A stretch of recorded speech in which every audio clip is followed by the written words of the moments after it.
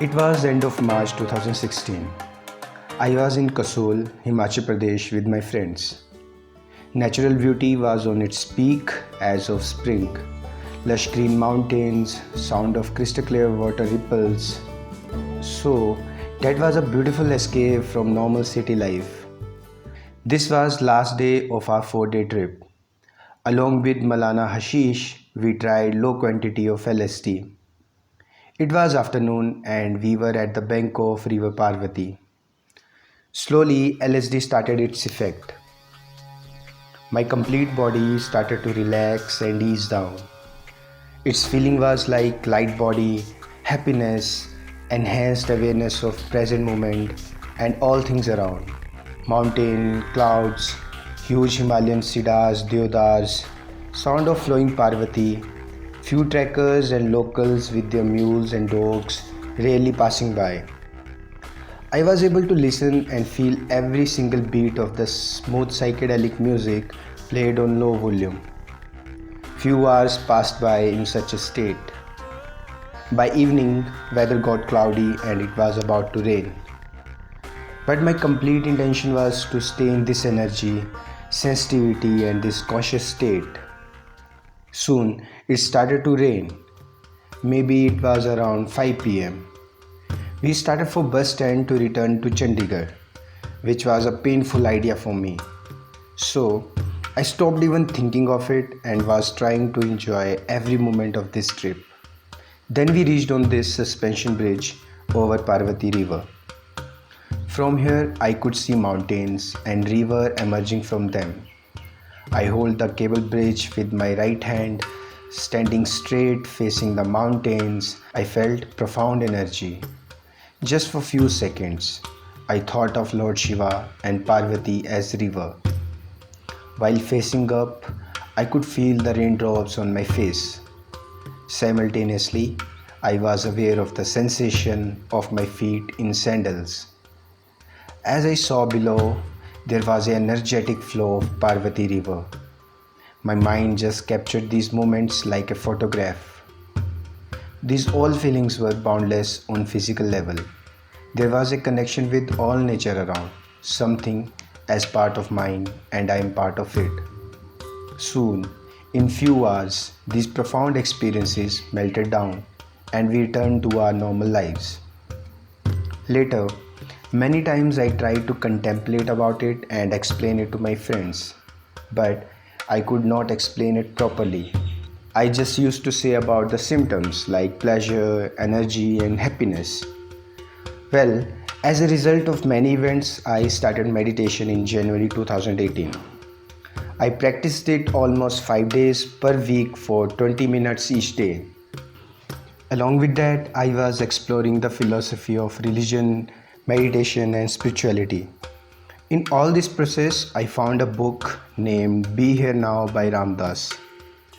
It was about the journey of Richard Alpert, professor of psychology and researcher in Harvard University, to become Ram Dass, an American spiritual teacher.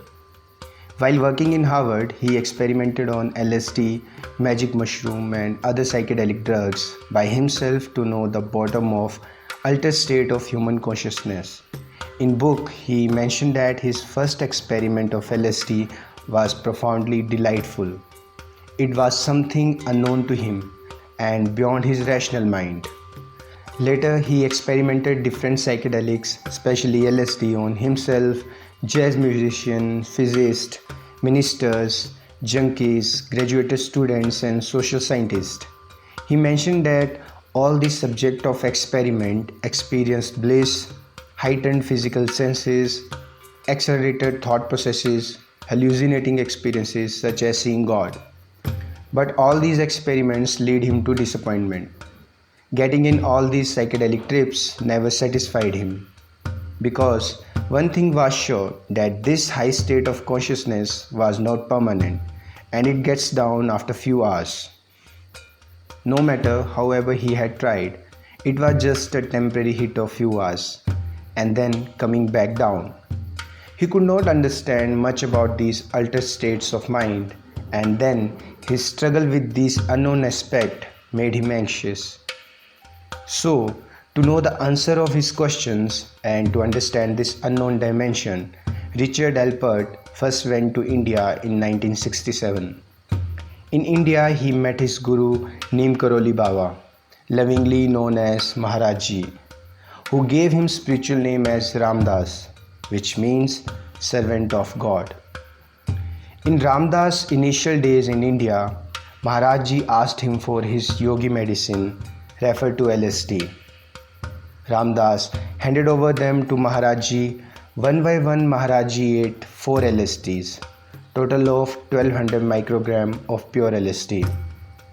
Ramdas was shocked and fascinated to see what would happen.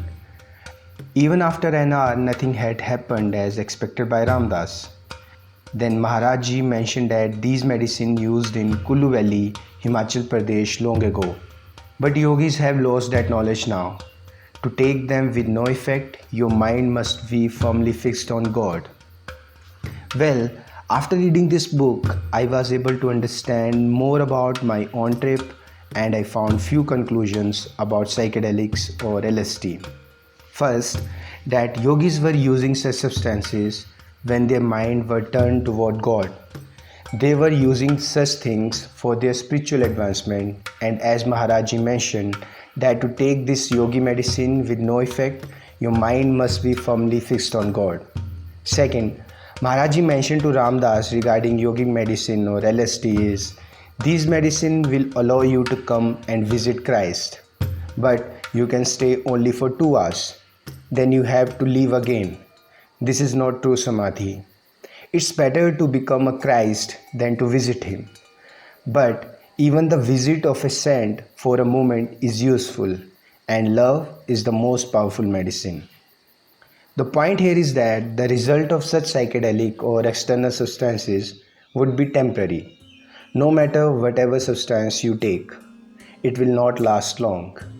It can just show you a window or glimpse of altered states of consciousness, but in few hours, you will inevitably return to your normal senses.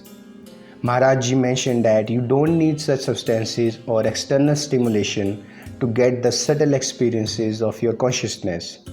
These experiences can be attained by the path of meditation, yoga, and spirituality. And these paths will imprint permanent impact on the self, and their physical and psychological impacts can be witnessed, understood, and felt clearly. Now, the third point that Ramdas mentioned in the book is trap of psychedelics. He mentioned that the trap of high experiences, however they occur, is that you become attached to their memories, and so you try to recreate them. These memories compel you to try to reproduce the high. Ultimately, they trap you because they interfere with your experience of the present moment. In meditation, you must be in the moment, letting go of comparison and memories. And when you let go of the past, you find in the present moment the same quality that you once had in your highest state. Further, Maharaj introduced Ramdas to yoga, meditation, Buddhism, and Sufism. Now, Ramdas was ready to move beyond the drugs. For him, it was never enough to have a 2-hour visit with Christ. He did turn his focus to meditation and practices of bhakti yoga, yoga of devotion, and realized that spiritual love is deeper and permanent than anything he has experienced with any psychedelics. After he returned to United States, he told New York Times that he had turned away from drugs, saying, "I don't want to break the law, since that leads to fear and paranoia." Further, he shared his wisdom of love, meditation, stress, and dying across the world. There is one more important point associated with Ramdas' journey, that is karmas and life as a journey. So, psychedelic alone did not transform Richard Alpert into Ramdas, but yes, it played an important part in his journey.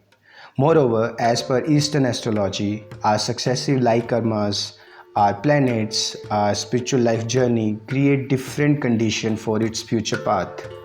Richard Alpert experiment with psychedelics, visiting India, meeting with Maharaj Ji was something his karma's fruit, happened as a part of the process and on the right time. As Ramdas mentioned, it's only when caterpillarness is done one become butterfly. That again is a part of this paradox. You cannot rip away caterpillarness. The whole trip occurs in an unfolding process of which we have no control. So the point here is that same dose of same batch of LSD can affect one person in a completely different manner from another person.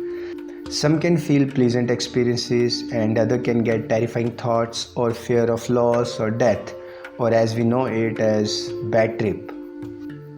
Like person behave differently after the consumption of same alcohol. So it is not about the external substance. They can just exaggerate your internal state. But moreover, it is about the internal and psychological state of a person. Although before reading this book, I had already started with my meditation practices and exploring about the philosophy of meditation, mindfulness, karmas, reincarnation and other related things. Now, after practicing meditation and mindfulness for almost 2.5 years, I can understand and relate more to the essence of its philosophy. Few benefits of these practices are: meditation helps you to live more in present moment and in a state of love. Being here now creates a lot of difference. Slowly, you get emotionally more stable and your mind is very less troubled with the anxiety of future or the guilt of past. Meditation brings more awareness, conscious approach or dhyana to every aspect of life, being it physical or mental. Like a child, you start feeling pleasant and joyful wherever you are, or by looking at even trees, clouds, rain, sunset, or even by observing normal field grass. Music starts hitting you in your heart instead of your mind, and it gives you a feeling of something melting inside. All these experiences can be felt by meditation, awareness, and mindfulness of present moment. Well, these practices are safe, legal, and their effect would be healthy and permanent. Once you would be in such a state of mind, you will not feel any desire to use external substances, as these substances push you away from your present moment and your emotional stability. Few of my favorite words from this book are: the most important aspect of love is not in giving or receiving, it's in the being. When I need love from others or need to give love to others, I'm caught in an unstable situation. Being in love rather than giving or taking love is the only thing that provides stability. Being in love means seeing the beloved all around me. Ramdas.